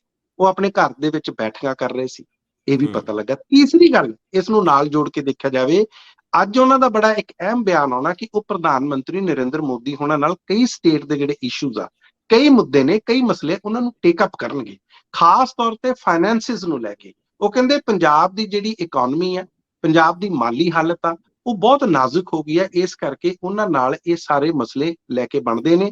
ਕਿਸਾਨਾਂ ਦੇ ਮਸਲੇ ਹੋਣ, ਡੈਟ ਰਿਲੀਫ ਦੇ ਮਸਲੇ ਹੋਣ, ਇਹਨਾਂ ਸਾਰੇ ਮਸਲਿਆਂ ਨੂੰ ਕਹਿੰਦੇ ਮੈਂ ਲੈ ਕੇ ਉਹਨਾਂ ਦੇ ਨਾਲ ਇਹ ਟੇਕ ਅਪ ਕਰਾਂਗਾ। ਹੁਣ ਪਹਿਲੀ ਗੱਲ ਤਾਂ ਸਾਨੂੰ ਹਜੇ ਤੱਕ ਇਹ ਨਹੀਂ ਪਤਾ ਕਿ ਉਹਨਾਂ ਦੀ ਪ੍ਰਧਾਨ ਮੰਤਰੀ ਨਰਿੰਦਰ ਮੋਦੀ ਉਹਨਾਂ ਦੇ ਨਾਲ ਬੈਠਕ ਫਿਕਸ ਹੋ ਗਈ ਹੈ, ਮੀਟਿੰਗ ਉਹਨਾਂ ਦੀ ਆਲਰੇਡੀ ਹੈਗੀ ਹੈ, ਆਲਰੇਡੀ ਸ਼ਡਿਊਲਡ ਆ, ਜਾਂ ਕਿ ਉਹਨਾਂ ਨੇ ਹਜੇ ਵਕਤ ਲੈਣਾ। ਇੱਕ ਗੱਲ। ਦੂਸਰੀ ਗੱਲ ਇਹ ਆਵਾਂਗੇ ਕਿ ਕੀ ਜੇ ਆਲਰੇਡੀ ਉਹਨਾਂ ਦੀ ਗੱਲਬਾਤ ਹੋ ਚੁੱਕੀ ਹੈ ਤੇ ਕੀ ਸਾਨੂੰ ਕੋਈ ਇਸ ਤਰ੍ਹਾਂ ਦਾ ਸੰਦੇਸ਼ ਜਾਂ ਸੰਕੇਤ ਮਿਲ ਰਿਹਾ ਕਿ ਸ਼ਾਇਦ ਉਹਨਾਂ ਦੀਆਂ ਨਜ਼ਦੀਕੀਆਂ ਵੀ ਭਾਰਤੀ ਜਨਤਾ ਪਾਰਟੀ ਨਾਲ ਵੱਧ ਰਹੀਆਂ। ਦੇਖੋ ਜਿੰਨੇ ਵੀ ਹਜੇ ਤੱਕ ਲੀਡਰ ਆਏ ਨੇ, ਤੁਸੀਂ ਇੱਕ ਚੀਜ਼ ਦੇਖੋ, ਕੋਈ ਵੀ ਲੀਡਰ ਇਸ ਸਟੈਚਰ ਦਾ, ਇਸ ਕੱਦ ਕਾਠ ਦਾ ਨਹੀਂ ਹੈ ਕਿ ਜਿਨ੍ਹਾਂ ਨੂੰ ਮੁੱਖ ਮੰਤਰੀ ਬਣਾ ਕੇ ਪੰਜਾਬ ਦਾ ਪੇਸ਼ ਕੀਤਾ ਜਾ ਸਕੇ। ਲੇਕਿਨ ਆਦੇਸ਼ ਪ੍ਰਤਾਪ ਸਿੰਘ ਕੈਰੋਂ ਸਨ 2007 ਤੋਂ ਲੈ ਕੇ ਸਨ 2017 ਤੱਕ 3 ਵਾਰੀ food and civil supplies minister ਰਹੇ ਨੇ, ਔਰ ਬੜਾ ਉਹਨਾਂ ਨੂੰ ਨੋ ਨੌਨਸੈਂਸ ਮਿਨਿਸਟਰ ਮੰਨਿਆ ਜਾਂਦਾ ਸੀ ਕਿ ਉਹ ਆਪਣਾ ਕੰਮਕਾਰ ਬੜੀ ਬਖੂਬੀ ਕਰਦੇ ਸੀ। ਖੈਰ ਇਹ ਲੋਕ ਅਸੈਸ ਕਰਨਗੇ ਜਾਂ ਇਹਦਾ ਵਿਸ਼ਲੇਸ਼ਣ ਕਰਨਗੇ ਕਿ ਉਹ ਕਿੰਨੇ ਕਾਮਯਾਬ ਰਹੇ ਜਾਂ ਨਹੀਂ ਰਹੇ, ਲੇਕਿਨ ਉਹਨਾਂ ਦਾ ਇਸ ਤਰ੍ਹਾਂ ਦਾ ਐਕਸਪੀਰੀਅੰਸ ਜ਼ਰੂਰ ਰਿਹਾ।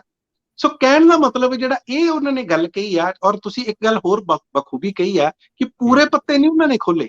ਉਹ ਕਹਿੰਦੇ ਕਿ ਮੈਂ ਟੇਕ ਅਪ ਕਰੂੰਗਾ। ਹੁਣ ਉਹ ਕਿਸ ਤਰ੍ਹਾਂ ਟੇਕ ਅਪ ਕਰਨਗੇ, ਕੌਣ ਉਹਨਾਂ ਨੂੰ ਐਕਸੈਸ ਦੇ ਰਿਹਾ, ਕੌਣ ਉਹਨਾਂ ਦੀ ਮੀਟਿੰਗ ਜਿਹੜੀ ਆ ਫਿਕਸ ਕਰਵਾ ਰਿਹਾ, ਇਸ ਚੀਜ਼ ਦੇ ਉੱਤੇ ਜ਼ਰੂਰ ਧਿਆਨ ਰੱਖਿਆ ਜਾਏਗਾ। ਲੇਕਿਨ ਇਹਦੇ ਨਾਲ ਜੋ ਮੈਨੂੰ ਲੱਗਦਾ ਕਿ ਕਈ ਤਰ੍ਹਾਂ ਦੇ ਸਮੀਕਰਨ ਉਹ ਬਦਲਣ ਵਾਲੇ ਨੇ। ਜੀ ਰੰਧਾਵਾ ਜੀ।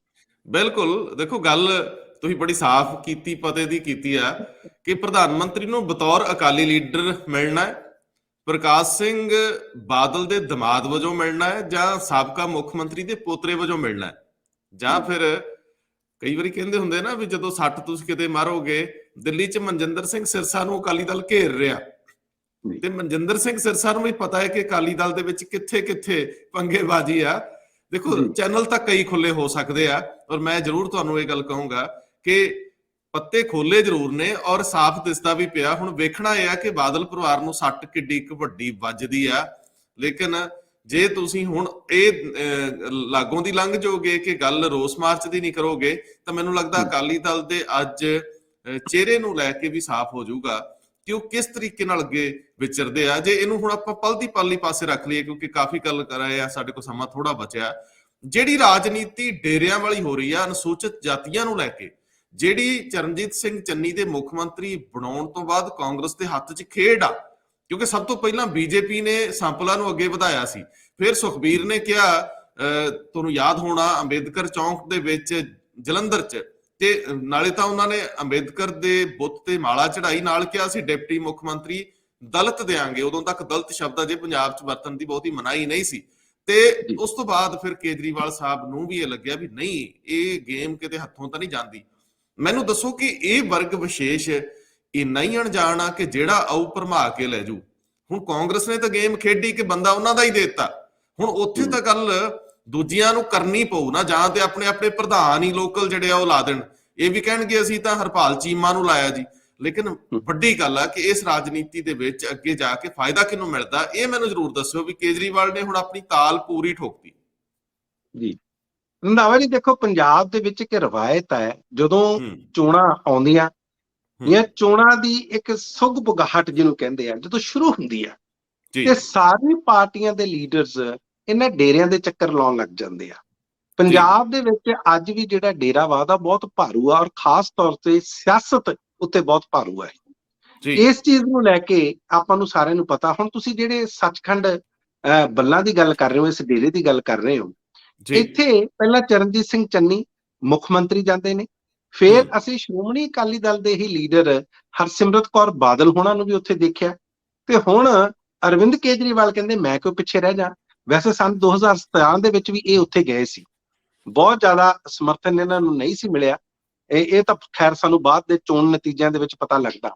ਲੇਕਿਨ ਇਹ ਸਾਰੇ ਜਿੰਨੇ ਸਿਆਸਤਦਾਨ ਨੇ, ਇਹ ਜ਼ਰੂਰ ਇਹਨਾਂ ਡੇਰਿਆਂ ਦੇ ਵਿੱਚ ਚੱਕਰ ਲਾਉਣੇ ਸ਼ੁਰੂ ਕਰ ਦਿੰਦੇ ਨੇ। ਇਹਨਾਂ ਨੂੰ ਲੱਗਦਾ ਕਿ ਡੇਰੇ ਦੇ ਵਿੱਚ ਜਾ ਕੇ ਜੇ ਕਿਸੇ ਵੀ ਉੱਥੋਂ ਦੇ ਮੁਖੀ ਨੂੰ ਅਸੀਂ ਆਪਣੇ ਨਾਲ ਭਰਮਾ ਲਾਂਗੇ ਤੇ ਸ਼ਾਇਦ ਉੱਥੋਂ ਦੀਆਂ ਸਾਰੀਆਂ ਵੋਟਾਂ ਸਾਡੇ ਨਾਲ ਆ ਕੇ ਖੜ ਜਾਣਗੀਆਂ। ਪਿਛਲੇ ਦਿਨਾਂ ਦੇ ਵਿੱਚ ਤੁਸੀਂ ਇਹ ਵੀ ਦੇਖਿਆ ਨਵਜੋਤ ਸਿੰਘ ਸਿੱਧੂ ਕਿਸ ਤਰ੍ਹਾਂ ਡੇਰਾ ਬਿਆਸ ਦੇ ਨਾਲ ਜਾਂਦੇ ਆ, ਤੇ ਬਾਅਦ ਚ ਡੇਰਾ ਬਿਆਸ ਦੇ ਮੁਖੀ ਤੁਹਾਨੂੰ ਚਰਨਜੀਤ ਸਿੰਘ ਚੰਨੀ ਹੋਣਾ ਦੇ ਘਰ ਵੀ ਨਜ਼ਰ ਆਉਂਦੇ ਆ। ਇਹ ਸਾਰਾ ਕੁਝ ਜਿਹੜੀ ਕਵਾਇਤ ਆ ਹਰ ਪਾਸੇ ਚੱਲ ਰਹੀ ਆ। ਲੇਕਿਨ ਜਿਹੜੀ ਗੱਲ ਜਿਹੜੀ ਮੇਨ ਆ ਇਸ ਟਾਈਮ ਇਹ ਦੇਖਣ ਵਾਲੀ ਹੈ ਕਿ ਕੁਝ ਦੇਰ ਪਹਿਲਾਂ, ਉਹ ਤੁਹਾਨੂੰ ਵੀ ਪਤਾ, ਕਈ ਬਹੁਤ ਸਾਰੇ ਵਿਵਾਦਿਤ ਡੇਰੇ ਮੁਖੀ ਵੀ ਰਹੇ ਆ, ਜਿਹੜੇ ਉਦੋਂ ਇਹ ਲੱਗਦਾ ਸੀ ਕਿ ਕਿਉਂ ਜਿਹੜੇ ਸਾਡੇ ਇਹ ਸਿਆਸਤਦਾਨ ਨੇ ਇਹਨਾਂ ਨੂੰ ਡੇਰਿਆਂ ਦੇ ਵਿੱਚ ਜਾਣਾ ਪੈਂਦਾ। ਦੇਖੋ ਉਹ ਇਹ ਗੱਲ ਕਹਿੰਦੇ ਆ ਕਿ ਭਾਈ ਉੱਥੇ ਜਨਤਾ ਆਉਂਦੀ ਹੈ ਇਸ ਕਰਕੇ ਉੱਥੇ ਜਾਂਦੇ ਆ, ਕਿਉਂਕਿ ਉੱਥੇ ਜਿਹੜੇ ਲੋਕ ਆਉਂਦੇ ਆ ਅਸੀਂ ਉਹਨਾਂ ਨੂੰ ਵੀ ਆਪਣਾ ਐਡਰੈਸ ਕਰਦੇ ਆ। ਲੇਕਿਨ ਇਸ ਚੀਜ਼ ਦਾ ਕਿਤੇ ਨਾ ਕਿਤੇ ਸਾਡੀ ਪੰਜਾਬ ਦੀ ਸਿਆਸਤ ਦੇ ਉੱਤੇ ਜਿਹੜਾ ਹੈ ਉਹ ਬਹੁਤ ਜ਼ਿਆਦਾ ਇਫੈਕਟ ਜ਼ਰੂਰ ਰਹਿੰਦਾ, ਪ੍ਰਭਾਵ ਜ਼ਰੂਰ ਰਹਿੰਦਾ। ਇਸ ਗੱਲ ਨੂੰ ਲੈ ਕੇ ਆਪਾਂ ਨੂੰ ਜ਼ਰੂਰ ਦੇਖਣਾ ਚਾਹੀਦਾ। ਇਸੇ ਕਰਕੇ ਇਹਨਾਂ ਦੀਆਂ ਸਾਰਿਆਂ ਲੀਡਰਾਂ ਦੀਆਂ ਲਾਈਨਾਂ ਲੱਗੀਆਂ ਹੋਈਆਂ ਨੇ। ਇਹਨਾਂ ਨੂੰ ਲੱਗਦਾ ਵੀ ਕੋਈ ਵੀ ਮਾਸ਼ਰਾ, ਕੋਈ ਵੀ ਤਬਕਾ, ਹਰ ਤਬਕੇ ਨੂੰ ਸਿੱਧਣ ਦੀ ਕੋਸ਼ਿਸ਼ ਕੀਤੀ ਜਾ ਰਹੀ ਆ। ਸੋ ਇਸ ਕਰਕੇ ਇਹ ਸਾਨੂੰ ਆਉਣ ਵਾਲੇ ਦਿਨਾਂ 'ਚ ਹੋਰ ਵੀ ਇਸ ਤਰ੍ਹਾਂ ਦੀਆਂ ਜਿਹੜੀਆਂ ਵਿਜ਼ਿਟਸ ਆ ਜਾਂ ਜਿਹੜੀਆਂ ਇਹਨਾਂ ਦੀਆਂ ਜਿੱਥੇ ਵੀ ਜਾਣਗੇ ਉਹ ਸਾਨੂੰ ਜ਼ਰੂਰ ਨਜ਼ਰ ਆਉਣਗੀਆਂ। ਜੀ ਰੰਧਾਵਾ ਜੀ, ਤੁਹਾਡਾ ਠੀਕ ਮਤਲਬ ਹੈ ਕਿ ਡੇਰਾ ਸਿਰਸਾ ਨਾਲ ਜੁੜੇ ਵਿਵਾਦ ਜਿਹੜੇ ਆ ਉਹਨਾਂ ਨੇ ਪੰਜਾਬ ਦੀ ਰਾਜਨੀਤੀ 'ਚ ਕਾਫੀ ਚੀਜ਼ਾਂ ਬਦਲੀਆਂ ਵੀ ਸੀਗੀਆਂ। ਇੱਕ ਵਾਰੀ ਤੁਸੀਂ ਸਿਰਸਾ ਡੇਰੇ 'ਚ ਜਾਓ, ਵੋਟਾਂ ਮੰਗੋ, ਮੁੜ ਕੇ ਤੁਸੀਂ ਅਕਾਲ ਤਖਤ ਜਥੇਦਾਰ ਵੱਲੋਂ ਸੱਦੇ ਜਾਣ ਤੇ ਉੱਥੇ ਵੀ ਲਾਈਨ ਬੰਨ ਕੇ ਖੜੇ ਹੋ ਜਾਓ। ਆਪਾਂ ਇਹ ਫੋਟੋਆਂ ਵੇਖਦੇ ਰਹੇ ਹਾਂ। ਖੈਰ ਬਾਕੀ ਰਾਜਨੀਤੀ ਜਿਹੜੀ ਆ, ਵਰਗਾਂ ਦੀ ਰਾਜਨੀਤੀ ਆ, ਉਹ ਮਾੜੀ ਰਾਜਨੀਤੀ ਨਹੀਂ ਕਰ ਸਕਦੇ ਹੋ ਤੁਸੀਂ। ਦੱਬੇ ਜਿਹੜੇ ਵਰਗ ਆ ਉਹਨਾਂ ਨੂੰ ਉੱਪਰ ਉਠਾਉਣਾ ਵੀ ਸੁਸਾਇਟੀ ਦਾ ਫਰਜ਼ ਹੈ, ਸਰਕਾਰਾਂ ਦੀ ਡਿਊਟੀ ਹੈ ਕਿ ਉਹਨਾਂ ਨੂੰ ਵੀ ਬਰਾਬਰ ਤੱਕ ਲੈ ਕੇ ਆਓ। ਲੇਕਿਨ ਉਹਨਾਂ 'ਚ ਵੀ ਕਈ ਲੋਕ ਜਿਹੜੇ ਬਹੁਤ ਪਹੁੰਚੇ ਹੋਏ ਨੇ ਉਹ ਹੋਰ ਵੱਡੇ ਹੁੰਦੇ ਜਾਂਦੇ ਆ, ਤੇ ਦੱਬੇ ਜਿਹੜੇ ਆ ਉਹ ਦੱਬੇ ਹੀ ਰਹਿੰਦੇ ਆ, ਸਿਰਫ ਵੋਟ ਪਾਉਣ ਤੱਕ ਸੀਮਿਤ ਰਹਿੰਦੇ ਆ। ਇੰਜ ਨਹੀਂ ਹੋਣਾ ਚਾਹੀਦਾ। ਫਾਇਦੇ ਉਹੀ ਚੱਕੀ ਜਾਂਦੇ ਆ ਜਿਹੜਾ ਇੱਕ ਵਾਰੀ IAS PCS ਬਣ ਗਿਆ, PPS ਬਣ ਗਿਆ, ਉਹਦੇ ਤਾਂ ਬੱਚੇ ਵੀ ਉਹ ਫਾਇਦਾ ਲਈ ਜਾਂਦੇ ਆ। ਲੇਕਿਨ ਜਿਹੜਾ ਆਮ ਜਿੱਦਾਂ ਕਹਿੰਦੇ ਹੁੰਦੇ ਨਾ ਸਾਡੇ ਵਰਗਿਆਂ ਲਈ ਵੀ ਘਾਈਆਂ ਦੇ ਪੁੱਤਾਂ ਤੇ ਘਾਈ ਖੋਤਣਾ, ਉਹੀ ਜੂਨ ਬਣੀ ਰਹਿੰਦੀ ਹੈ। ਖੈਰ ਮੈਂ ਇਹਦੇ 'ਚ ਹੁਣ 3 ਖਬਰਾਂ ਵੱਡੀਆਂ ਲੈਣੀਆਂ, ਲੇਕਿਨ ਲੈਣੀਆਂ ਕਾਹਲੀ 'ਚ। ਜਦੋਂ ਅਸ਼ਵਨੀ ਸ਼ਰਮਾ ਪ੍ਰਦੇਸ਼ ਪ੍ਰਧਾਨ BJP ਕਹਿੰਦੇ ਕਈ ਮੰਤਰੀ ਤੇ ਆਗੂ ਸਾਡੇ ਸੰਪਰਕ 'ਚ ਪੜਚੋਲ ਕਰਦੇ ਆ, ਸਕਰੀਨਿੰਗ ਹੋ ਰਹੀ ਆ, ਕਿਹੜੇ ਲੈਣੇ ਕਿਹੜੇ ਨਹੀਂ ਲੈਣੇ, ਦੱਸਿਓ ਤਾਂ ਜ਼ਰਾ ਇਸ ਰਾਜਨੀਤੀ ਨੂੰ ਕਿਹੜਾ ਨਾਂ ਦਈਏ। ਕਹਿੰਦੇ ਆ ਜਦੋਂ ਨਾਂ ਚੱਲਦੇ ਆ ਫਿਰ ਰੌਲੇ ਪੈਂਦੇ ਆ, ਤੇ ਬਿਨਾਂ ਨਾਂ ਲਏ ਵੀ ਆਪਾਂ ਕੋਈ ਗੱਲ ਕਰ ਸਕਦੇ ਹੁੰਦੇ ਆ। ਦੂਜੇ ਬੰਨੇ ਪੰਜਾਬ ਦੇ ਮੁੱਖ ਮੰਤਰੀ ਕਹਿੰਦੇ ਆ ਕਿ ਮੈਂ ਗਵਰਨਰ ਦੇ ਘਰ ਮੂਹਰੇ ਕੈਬਨਿਟ ਲੈ ਜਾਣੀ ਆ ਜੇ ਸਾਡੇ ਆ ਪਾਸ ਨਾ ਕੀਤੇ ਮਾਮਲੇ, ਜਾਂ ਇਹਨਾਂ ਤੇ ਸਹੀ ਨਾ ਪਾਈ। ਬਿਨਾਂ ਸਹੀ ਪਾਇਆ ਵੱਡੇ ਵੱਡੇ ਸਭੇ ਦੇ ਇਸ਼ਤਿਹਾਰ ਦੇ ਦਿੱਤੇ ਪੱਕੇ ਕਰਨ ਦੇ, ਤੇ ਕੱਲ ਕਹਿਤਾ ਨਹੀਂ ਜੀ ਅਜੇ ਤਾਂ ਫਾਈਲ ਨਹੀਂ ਨਿਕਲੀ। ਖੈਰ ਬੜਾ ਕੁਝ ਇਹ ਹੋਣਾ ਹੈ।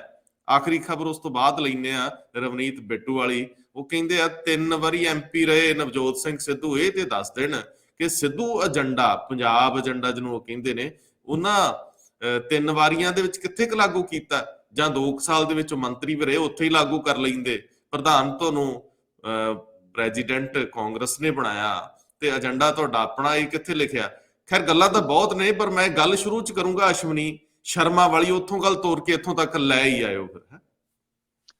ਰੰਧਾਵਾ ਜੀ ਤੁਸੀਂ ਦੇਖੋ ਕੱਲ ਲਾਲੀ ਮਜੀਠੀਆ ਮਾਝੇ ਤੋਂ, ਹਾਲਾਂਕਿ ਉਹ 3 ਵਾਰ ਚੋਣ ਲੜੇ, 3 ਵਾਰੀ ਉਹ ਹਾਰੇ ਆ ਵਿਕਰਮ ਸਿੰਘ ਮਜੀਠੀਆ ਹੋਣਾ ਤੋਂ, ਉਹ ਜੁਆਇਨ ਕਰ ਜਾਂਦੇ ਨੇ।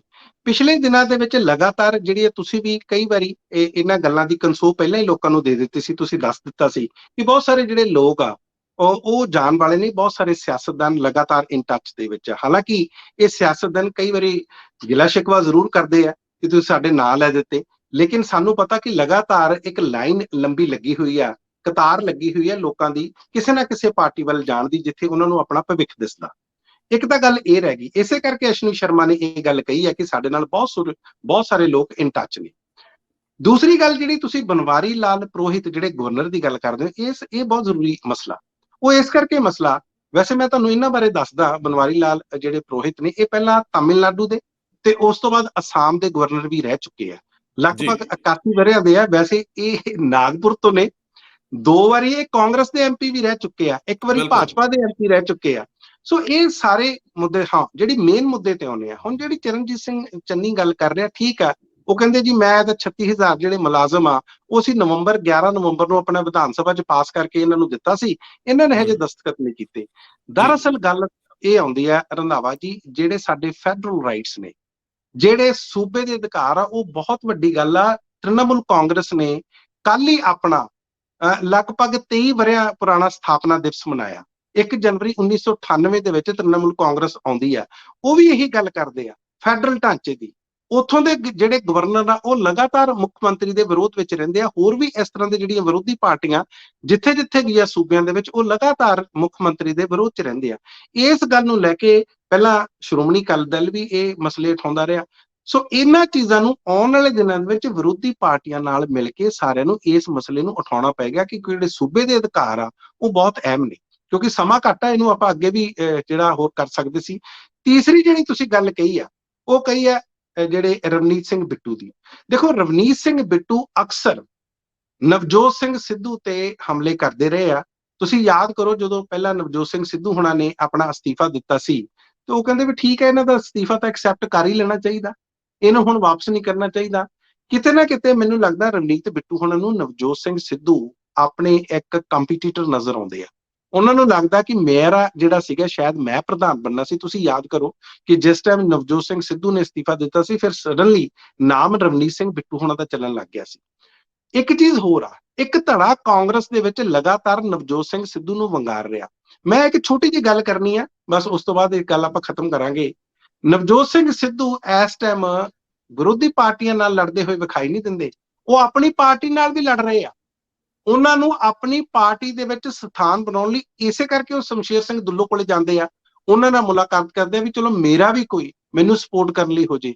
ਇਹਨਾਂ ਚੀਜ਼ਾਂ ਨੂੰ ਮੱਦੇ ਨਜ਼ਰ ਰੱਖਦੇ ਹੋਏ ਕਾਂਗਰਸ ਦਾ ਇੱਕ ਬਹੁਤ ਜਿਹੜਾ ਵੱਡਾ ਧੜਾ ਉਹ ਭਾਰੂ ਹੋ ਰਿਹਾ। ਪਿਛਲੇ ਦਿਨਾਂ ਦੇ ਵਿੱਚ ਤੁਹਾਨੂੰ ਪਤਾ ਹੀ ਆ, ਭਾਰਤ ਭੂਸ਼ਣ ਆਸ਼ੂ ਨੇ ਵੀ ਇੱਕ ਬਿਆਨ ਦਿੱਤਾ ਕਿ ਨਵਜੋਤ ਸਿੰਘ ਸਿੱਧੂ ਨੂੰ ਆਪਣੇ ਜਿਹੜੇ ਜੋ ਵੀ ਉਹ ਸਟੇਟਮੈਂਟਸ ਦਿੰਦੇ ਨੇ, ਟਿੱਪਣੀਆਂ ਦਿੰਦੇ ਆ, ਉਸ ਤੇ ਕਿਸੇ ਨਾ ਕਿਸੇ ਤਰ੍ਹਾਂ ਦਾ ਲਗਾਮ ਲਾਉਣੀ ਚਾਹੀਦੀ ਆ, ਧਿਆਨ ਨਾਲ ਆਪਣੇ ਸ਼ਬਦਾਂ ਦੀ ਚੈਨ ਕਰਨੀ ਚਾਹੀਦੀ ਹੈ, ਵਰਤੋਂ ਕਰਨੀ ਚਾਹੀਦੀ ਹੈ। ਸੋ ਇਹ ਸਾਰਾ ਮਸਲਾ, ਇਸ ਨੂੰ ਰਾਜਨੀਤੀ ਦੇ ਹਿਸਾਬ ਨਾਲ, ਸਿਆਸਤ ਦੇ ਹਿਸਾਬ ਨਾਲ ਹੀ ਦੇਖਣਾ ਚਾਹੀਦਾ, ਕਿਉਂਕਿ ਜੇ ਨਵਜੋਤ ਸਿੰਘ ਸਿੱਧੂ, ਰੰਧਾਵਾ ਜੀ ਇੱਕ ਗੱਲ ਮੈਂ ਹੋਰ ਕਰਨਾ, ਜੇ ਤਾਕਤਵਰ ਹੋ ਜਾਂਦੇ ਨੇ ਤੇ ਵਿਰੋਧੀ ਪਾਰਟੀਆਂ ਨੂੰ ਇਕੱਲਾ ਖਤਰਾ ਨਹੀਂ ਹੈ, ਕਾਂਗਰਸ ਨੂੰ ਵੀ ਖਤਰਾ। ਇੱਕ ਚੀਜ਼ ਮੈਂ ਲਾਸਟ ਇਹ ਵੀ ਕਹਿਦਾ ਕਿ ਸਾਰੀਆਂ ਪਾਰਟੀਆਂ ਦੇ ਐਮਐਲਏ, ਸਿਆਸਤਦਾਨਾਂ ਦੇ ਕੋਈ ਨਾ ਕੋਈ ਧੰਦੇ ਚੱਲਦੇ ਨੇ, ਕਿਸੇ ਨਾ ਕਿਸੇ ਬਿਜ਼ਨਸ ਦੇ ਵਿੱਚ ਰਲ ਕੇ ਚੱਲਦੇ ਨੇ। ਉਹਨਾਂ ਨੂੰ ਸਭ ਤੋਂ ਖਤਰਾ ਹੀ ਇਸ ਵਿਅਕਤੀ ਤੇ ਆ ਕਿ ਇਸ ਵਿਅਕਤੀ ਨੇ ਆ ਕੇ ਬਹੁਤ ਸਾਰੇ ਲੋਕਾਂ ਦੇ ਜਿਹੜੇ ਇਹ ਧੰਦੇ ਆ ਉਹ ਖਰਾਬ ਕਰ ਸਕਦੇ ਆ। ਇਹ ਗੱਲ ਕਦੇ ਆਪਾਂ ਹੋਈ ਤੇ ਇਸ ਬਾਰੇ ਆਪਾਂ ਵਿਚਾਰ ਜ਼ਰੂਰ ਕਰਾਂਗੇ। ਜੀ ਰੰਧਾਵਾ ਜੀ। ਠੀਕ ਆ, ਉਹ ਕਹਿਣਗੇ ਧੰਦੇ ਨਾ ਚਲਾਈਏ, ਕੀ ਕਰੀਏ, ਤੁਸੀਂ ਸਿਆਸਤ ਇੰਨੀ ਮਹਿੰਗੀ ਕਰਤੀ ਕਿ 1.5 ਲੱਖ ਦੇ ਭੱਤਿਆਂ ਨਾਲ ਜਾਂ ਤਨਖਾਹਾਂ ਨਾਲ ਗੁਜ਼ਾਰੇ ਥੋੜੀ ਹੁੰਦੇ ਆ। ਇੰਨੀ ਤਾਂ ਤੁਸੀਂ ਇੱਕ ਦਿਨ 'ਚ ਸਾਡੇ ਘਰਾਂ 'ਚੋਂ ਚਾਹ ਪੀ ਜਾਂਦੇ ਹੋ, ਰੋਟੀਆਂ ਖਾ ਜਾਂਦੇ ਹੋ। ਉਹ ਕਹਿੰਦੇ ਜੇ ਕਾਰੋਬਾਰ ਨਾ ਕਰੀਏ ਤੇ ਹੋਰ ਕੀ ਕਰੀਏ। ਨਾਲੇ ਕਹਿੰਦੇ ਜੇ ਸੱਤਾ 'ਚ ਰਹਿੰਦਿਆਂ ਕਾਰੋਬਾਰ ਨਹੀਂ ਕਰਨੇ, ਫੇਰ ਕਦੋਂ ਕਰਨੇ। ਜੇ ਭਾਰਤ ਭੂਸ਼ਣ ਆਸ਼ੂ ਨੂੰ ਸਮਝਣ ਦਾ ਯਤਨ ਕਰੀਏ ਨਾ, ਤਾਂ ਕਈ ਸਵਾਲ ਉੱਠ ਪੈਂਦੇ ਆ। ਉਹ ਕਹਿੰਦੇ ਦੇਖੋ ਜੀ, ਨਵਜੋਤ ਸਿੰਘ ਸਿੱਧੂ ਨੂੰ ਕਾਂਗਰਸ ਕਲਚਰ ਤਾਂ ਸਿੱਖਣਾ ਹੀ ਪਊਗਾ। ਹੁਣ ਕਾਂਗਰਸ ਕਲਚਰ ਆਸ਼ੂ ਜੀ ਸਿਖਾ ਦੇਣ, ਜਿਹੜੀ ਭਾਸ਼ਾ 'ਚ ਕਿਸੇ ਵੇਲੇ ਉਹ ਗੱਲ ਕਰਦੇ ਕਿ ਉਹ ਹੈ ਜਿਹੜੇ ਕਲਚਰ ਦੇ ਵਿੱਚ ਬਹੁਤ ਸਾਰਾ ਮਾਫੀਆ ਵਧਿਆ ਫੁੱਲਿਆ, ਕੀ ਉਹਨੂੰ ਕਾਂਗਰਸੀ ਕਲਚਰ ਕਹਿੰਦੇ ਆ, ਜਾਂ ਉਹਨੂੰ ਸੱਤਾ ਦਾ ਕਲਚਰ ਕਹਿੰਦੇ ਆ, ਜਾਂ ਫਿਰ ਹਮੇਸ਼ਾ ਟਰਾਂਸਪੇਰੈਂਸੀ ਤੋਂ ਭੱਜਣਾ ਔਰ ਜਿਹੜਾ ਜਨਤਾ ਤੇ ਸਿਆਸਤਦਾਨਾਂ ਦੇ ਵਿਚਲਾ ਇੱਕ ਪਾੜਾ ਬਣ ਗਿਆ ਸੱਤਾਧਾਰੀਆਂ 'ਚ, ਉਹਨੂੰ ਮੇਨਟੇਨ ਰੱਖਣਾ, ਇਹੀ ਕਲਚਰ ਹੁੰਦਾ। ਜਾਂ ਫਿਰ ਕਲਚਰ ਸਟੇਟ ਦੀ ਜਿਹੜੀ ਕਸਟੋਡੀਅਨ ਹੋਣ ਦੀ ਹੈਸੀਅਤ ਦੇ ਵਿੱਚ ਉਹਨੂੰ ਅੱਗੇ ਵਧਾਉਣਾ, ਲੋਕਾਂ ਦੇ ਭਲੇ ਦੀ ਗੱਲ ਕਰਨੀ, ਸਰਕਾਰ ਦੇ ਕਾਰੋਬਾਰ 'ਚ ਵਾਧਾ ਕਰਨਾ ਔਰ ਜਿਹੜਾ ਵੈਲਫੇਅਰ ਸਟੇਟ ਦਾ ਕਨਸੈਪਟ ਅੱਗੇ ਵਧਾਉਣਾ, ਇਹਨੂੰ ਕਲਚਰ ਕਹਿੰਦੇ ਆ। ਕਲਚਰ ਤਾਂ ਅਸੀਂ ਵੀ ਸਿੱਖਣਾ ਚਾਹਾਂਗੇ ਆਸ਼ੂ ਤੋਂ, ਪਰ ਮੈਨੂੰ ਪਤਾ ਉਹਨਾਂ ਨੇ ਜਵਾਬ ਨਹੀਂ ਦੇਣਾ। ਆਪਣੇ ਆਪ ਨੂੰ ਵੱਡੇ ਸਮਝਦੇ ਆ, ਪਰ ਉਹ ਲੋਕਾਂ ਦੀ ਵੋਟ ਨਾਲ ਵੱਡੇ ਹੋਏ ਆ। ਅਦਰਵਾਈਜ਼ ਬੰਦੇ ਤੱਕ ਦਾ ਸਫ਼ਰ ਬਹੁਤ ਛੋਟਾ ਹੈ। ਹਰੇਕ ਕਹਿੰਦੇ ਹੁੰਦੇ ਹਮ ਆਦਮੀ ਹੈ ਇੱਕਦਮ ਹੀ, ਇਹ ਸਾਹ ਆਉਂਦਾ ਜਾਂ ਨਹੀਂ ਆਉਂਦਾ, ਗੇਮ ਇੰਨੀ ਕਾ। ਲੇਕਿਨ ਜਿਹੜਾ ਸੱਤਾ 'ਚ ਬਹਿ ਜਾਂਦਾ ਉਹ ਸਮਝਦਾ ਮੈਂ ਤਾਂ ਰੱਬ ਹੋ ਗਿਆ। ਮਾਫੀ ਕਿਸੇ ਦਾ ਦਿਲ ਦੁਖਿਆ ਹੋਵੇ। Manpreet ji, thank you. ਬਹੁਤ ਬਹੁਤ ਧੰਨਵਾਦ ਤੁਹਾਡਾ ਰੰਧਾਵਾ ਜੀ।